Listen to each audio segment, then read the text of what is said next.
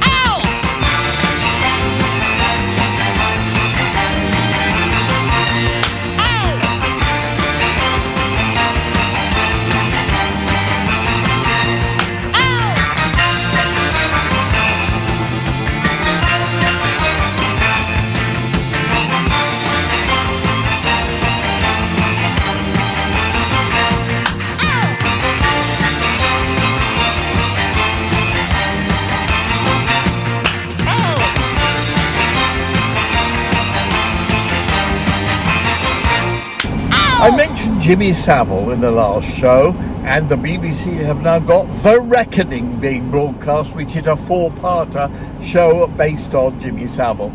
I'd like to make this point. I'm not defending Jimmy Savile. I know nothing about his private life whatsoever. What I am defending is the right of somebody, be they alive or dead, not to be presumed guilty until or unless they are found guilty in a court of law. I, of course, was years ago, wrongly. I'm still appealing that. And a couple of times I was found innocent and declared not guilty. But Savile, of course, died before anybody accused him of anything. And as a result, should not be presumed guilty. But of course, because it's a better story and the media always likes the best story, he is really portrayed as guilty. All I can say is I have found him, the one time I met him, as I described in the last episode of A Victim Bites Back, when I spent a day with him at Stoke Mandeville Hospital. I thought he was almost a saint. He cheered people up whose backs had been broken, whose necks had been broken, who would never walk again, who could hardly move.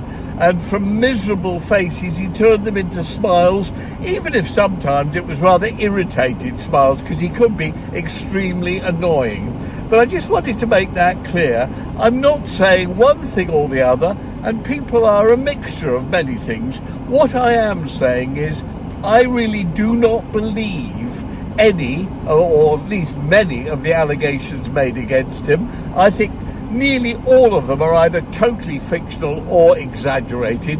And why do I say that? Because in my experience, that's what allegations usually are.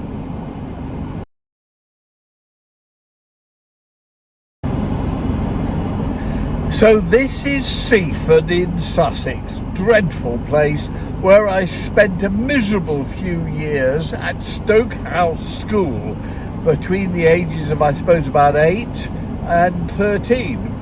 I loathed the place. It had a horrible headmaster, a man called Arthur Spring Rice Piper.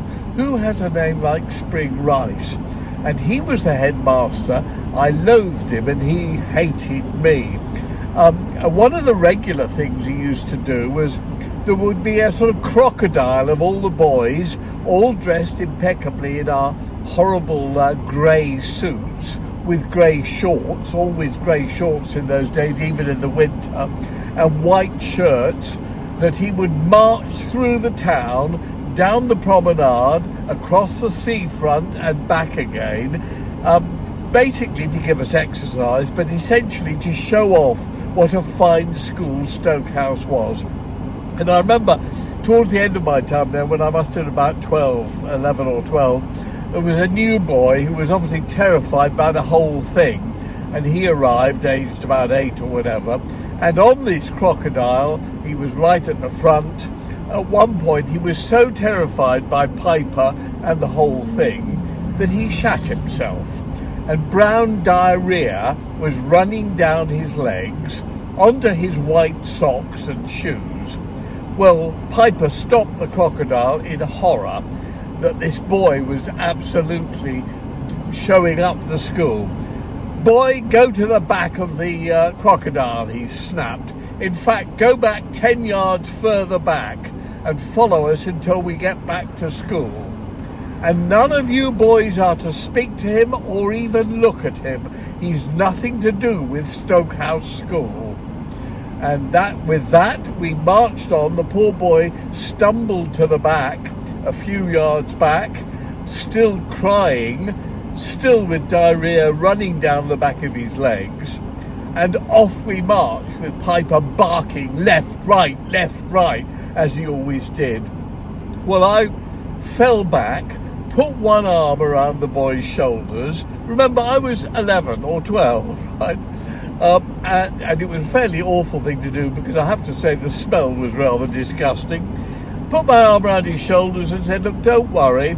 These sort of things happen. When we get back to school, matron will see you and she'll clean you up and the whole thing will be forgotten. You really needn't worry about anything." And the boy was so grateful, and I stayed there walking with him with my arm around his back, Piper looking absolute devils at me.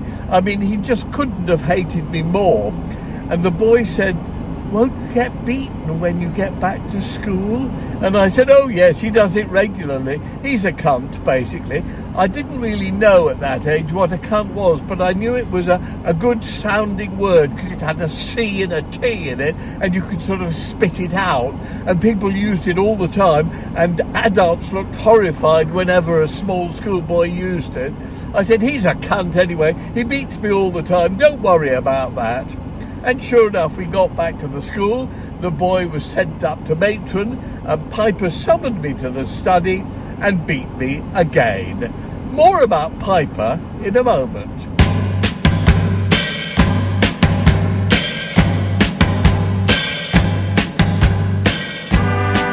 Operator, oh could you help me place this call? You see the number on the matchbook is old and faded.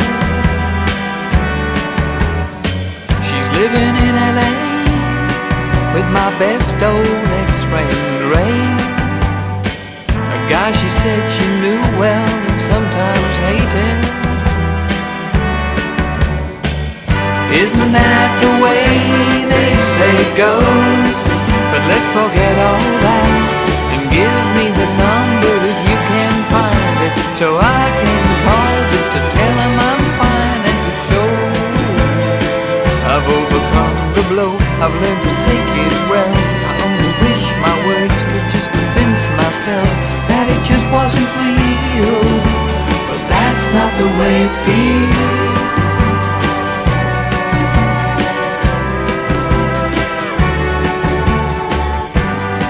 Operator, hey, could you help me place this call?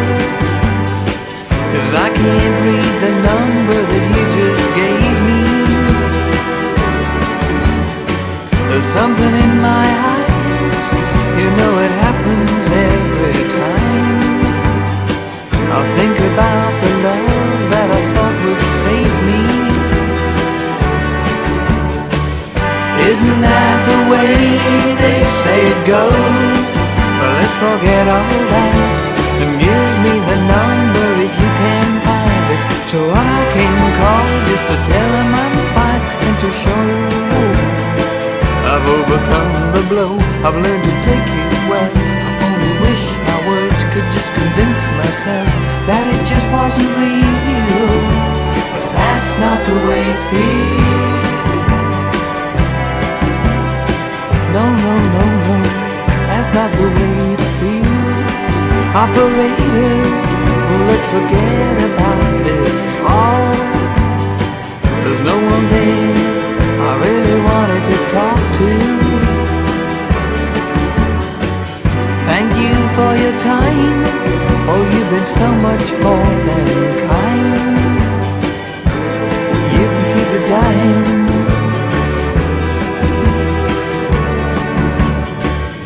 Isn't that the way they say it goes? Well, let's forget all that and give me the number if you can find it, so I can call just to tell him I'm fine and to show I've overcome the blow. I've learned to take it well and wish my words could just convince myself that it just wasn't real. But that's not the way it feels.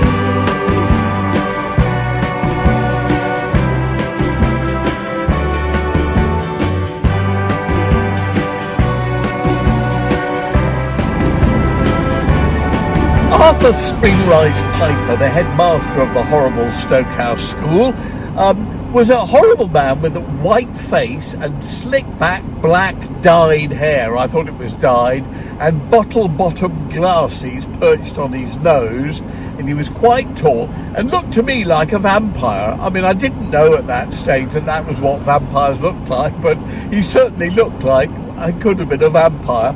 Actually, I learnt later he was diabetic and was almost blind, I think, because of the diabetes. Anyway, he used to use any excuse to beat me, and it's not until many, many years later that I remembered I always used to put blotting paper down my shorts so that it didn't sting so much. And I always remember every time he beat me, he had his other hand sunk deep into his trouser pockets, and as he beat me, he would start grunting and panting louder and louder until he stopped, and then stopped beating me and sent me away. Well, since then I've put two and two together. I may well be wrong, but that's what I think. I hated everything about Seaford, especially Stokehouse Prep School. Dreadful place, I loathed it, was being constantly beaten by the horrid headmaster, Arthur Springrise Piper. But I got on with life. I got on very well with all the boys there. I got on pretty well with all the masters there. And I was there until I passed my common entrance and went to Charterhouse, which I absolutely loved. I did have my very first sexual experience at Seaford in Sussex, or rather one of the things I would describe as sexual and an experience at Stokehouse School. One of the boys there, Nigel Hollybone, who has passed away in the last couple of years, I saw. I wouldn't have mentioned this otherwise, but Nigel Hollybone, who was a really good-looking, sweet, cute boy, introduced me to the many pleasures of masturbation, indeed of mutual masturbation. He was, I suppose, my first boyfriend, and made me aware of the fact that I was probably bisexual, because I loved the shape and form of women, but probably bisexual, which I then rapidly discovered I was, but that also we probably should be discreet about such things, because society generally did not approve of same-sex sexuality. But I still remember him with great fondness. He was a really sweet kid, and I made a lot of really good friends at Stokehouse, some of whom followed me on to either Charterhouse or Cambridge University, where I got to, all of whom will now be, I suppose, either the same age as me or dead.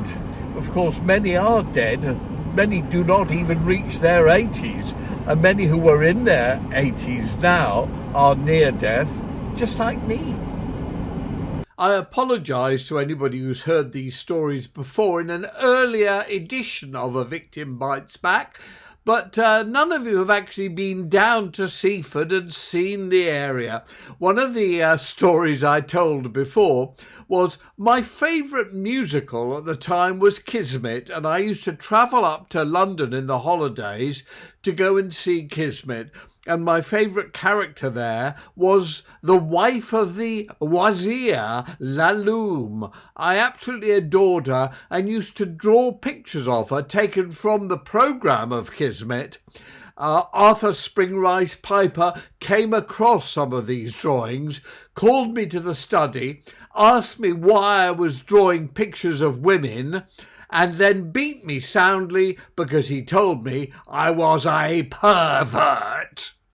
Enough of all the horrible memories of Stokehouse in Seaford. There were pleasant times as well. Both my parents used to come down every now and again and take me and eventually my brother out for the day. I have a fond memory of my father, in fact probably the last and only memory of my father, because he died when I was very young. He came down to Stokehouse because my pet or stuffed toy rabbit had actually had its head fall off, and I was incredibly distressed by this and wrote home and said, please, mainly to my mother because I got on much closer to my mother than to my father, please could you come down and sort out Rabbit's head.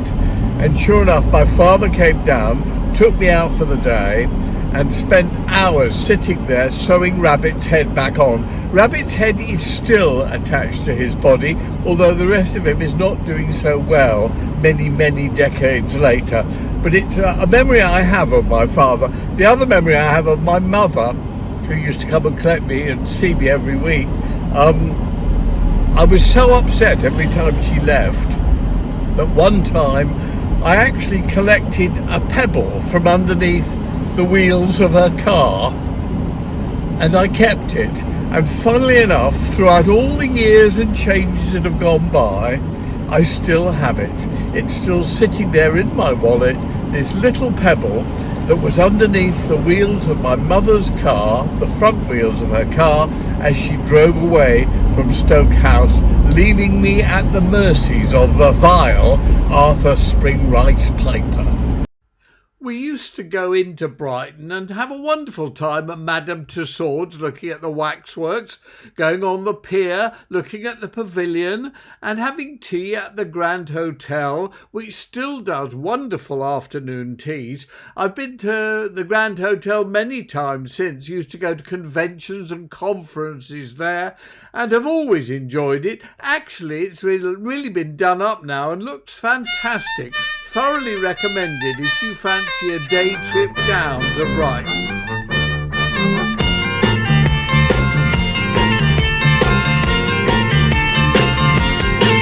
You're sweet as a honeybee, but like a honeybee stings, you gotta let my heart in pain. All you left is our favorite song, the one we danced to all night long. It used to bring sweet memories of a tender love that used to be.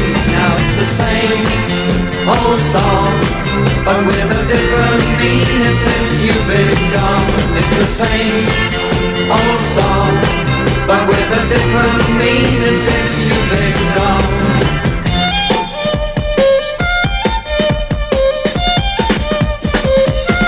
Sentimental fool am I to hear an old love song and wanna cry, but the melody keeps on haunting me, reminding me how in love we used to be.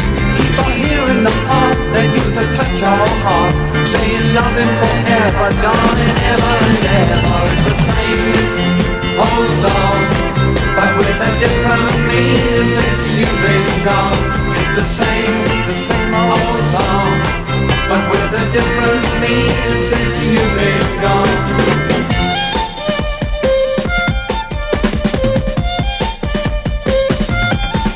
Precious memories keep on lingering on. Every time I hear our favorite song, now you're gone.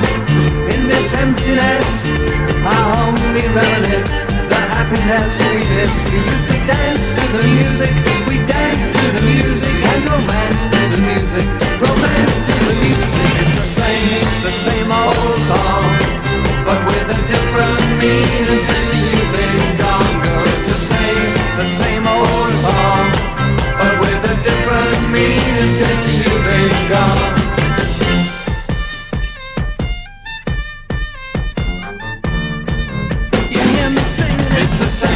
The same old song, but with a different meaning since you've been gone.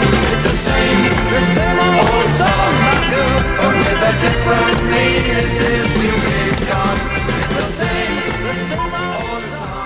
as I leave Brighton and go back to London to watch The Reckoning, the programme about Jimmy Savile. Now, I don't object to factoid programmes, fictional programmes that are based on fact. And actually, I didn't think The Reckoning was too bad. I've now watched all 4 shows, by the way. Steve Coogan did an adequate caricature of Savile with a very accurate vocal performance. But I noticed he never seemed to smile, whereas, funnily enough, Savile smiled all the time, quite often rather sort of fake, but he did keep smiling in almost every shot and every moment. The other thing was that, having met Savile and spoken to him, and spent a day with him at Stoke Mandeville, as I describe in A Victim Bites Back, show number 48, I noticed that when he was just being James Savile, normal person, everything about him changed. Even his walk changed. The Coogan Savile walk was always only the official Jimmy Savile celebrity walk. But actually, he turned into quite a different character. I remember my friend Johnny Beerling, who was controller of Radio 1 at one point, told me that when he once visited Jimmy socially in Scarborough or wherever, Jimmy was sitting there surrounded by mates from his mining days and very much was like a normal character, totally different from the character portrayed when he became Jimmy Savile celebrity. I also thought the false accusers, there were 4 of them. I call them false accusers because their claims have never been found in a court of law, and as a result, the presumption of innocence means that Savile should be considered innocent. He was never tried in a court of law and never found guilty. And I thought the 4 false accusers, who you saw both as actors and also as themselves now, definitely looked suspect to me. One of them, the male one, I thought looked as though he was completely 100% had made it all up. That's only my view from watching the 2 things, both him as he is now, I think he was called Kevin, and as he was then as an actor. The second one, I can't remember her name actually, but she was one of the other characters who he met in church and so on. Looked to me as though it was 90% fake, probably 10% the truth that would then been exaggerated, and the other 2 were, I thought, more convincing in a lesser level. The key one was the optician girl who apparently went down round his house to deliver glasses. Now, what seemed to me quite clearly that he tried it on with her and she turned him down and stayed to record a bit for Savile's Travels, and then since then, in all the years since then, has inflated the trying it on sequence into almost an attempt at rape, whereas it strikes to me that he just tried it on and she turned him down and that was the end of it. She remained there and did her interview relatively happily.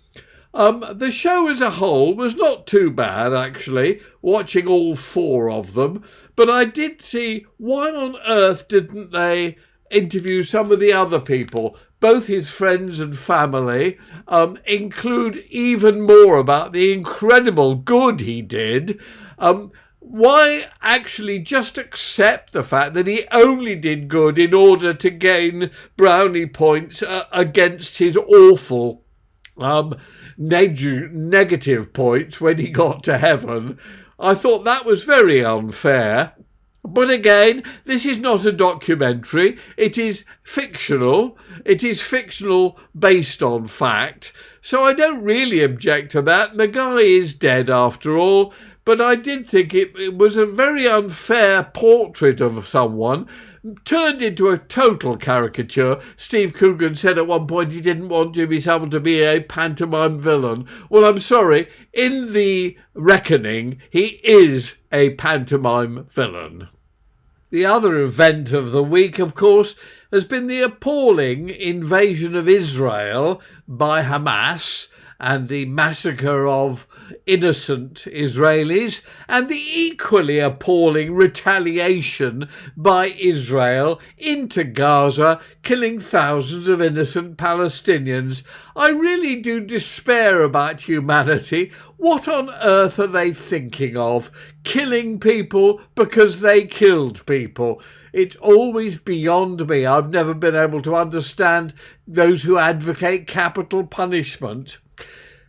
In a way, I'm quite pleased to be in nice, gentle, peaceful United Kingdom as I drive back down the highways and byways of our lovely country on a beautiful sunny weekend on my way back to London, and hoping that you'll join me again for A Victim Bites Back next time, which will be show number 50.